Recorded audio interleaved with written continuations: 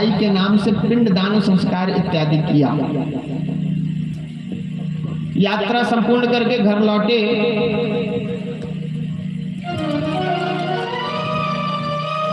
धुंधकारी रात्रि काल में गोकर्ण जी को परेशान करने लगा।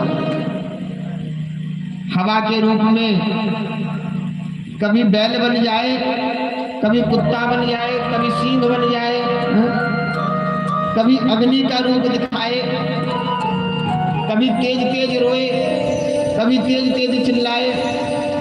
प्रेत योनि को प्राप्त हुआ था, इसलिए हवा के रूप में ही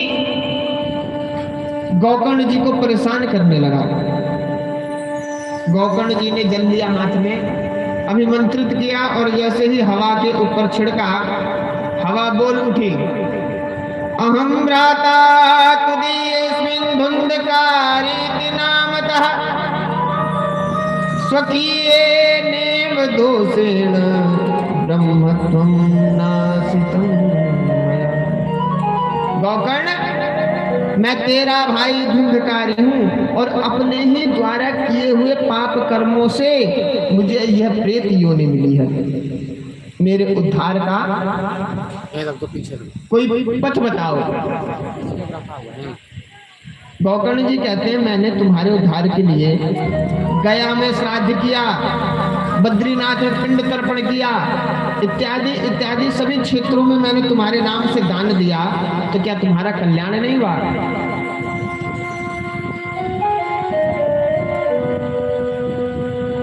धुंधकारी कहता है, गया श्राद्ध सतेनापि मुक्तिर्मेना भविष्यति। एक बार नहीं भैया, 100 बार भी गया जी में जाकर के मेरे नाम से पिंडदान करोगे तो भी मेरा कल्याण होने वाला नहीं है। क्यों नहीं होगा भाई? ब्रांडेड किस्म का पापी है भाई, कोई छोटा मोटा थोड़ी है। हाँ, ब्रांडेड किस्म का पापी है। अच्छा, इसका क्या मतलब कि मतलब गया जी में पिंडदान देने से पितरों को मुक्ति नहीं होती, ये समझ लिया जाए भाई। इस बात से तो यही बात सिद्ध होगी कि गया जी में पिंडदान देने से कोई अर्थ नहीं है। पंडित जी लोग बेफालतू में मतलब मूर्ख बना दिए। नहीं, गया जी में सीता जी का आशीर्वाद है, वहां पे जो पिंडदान देगा उसके पुत्रों को संयुक्त मुक्ति प्राप्त होगी। लेकिन महाराज, पिंडदान आप जिसके लिए दे रहे हैं उनका गोत्र नाम की शुद्धि आवश्यक है। पितृ कार्यों में जितने भी कर्म किए जाएं सब में शुद्धि अति आवश्यक है। शब्द शुद्धि तो महाराज अतिशय ज्यादा आवश्यक है।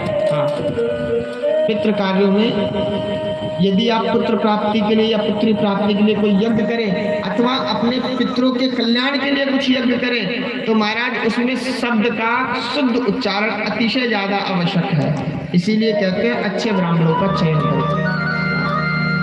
और यहाँ पे गोकर्ण जी ने जो संकल्प लिया था वह किसका लिया था? अपना। क्या जान के धुंधकारी मेरा भाई है, लेकिन धुंधकारी था कौन? मौसी का लड़का। तो कल्याण कहां से होता? नहीं हुआ।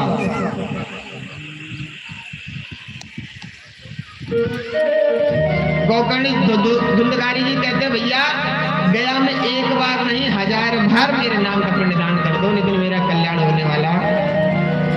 गोकर्ण जी कहते हैं कि मैं सुबह सभी से इस बात की मनगणना करूंगा और तुम्हारे उद्धार के लिए कोई मार्ग अवश्य ही प्रशस्त करूंगा।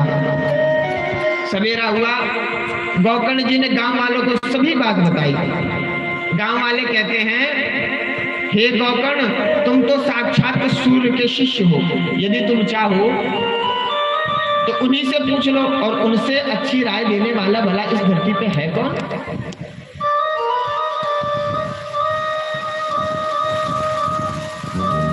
गोकर्ण जी ने संध्या करके सूर्य का मार्ग रोक लिया।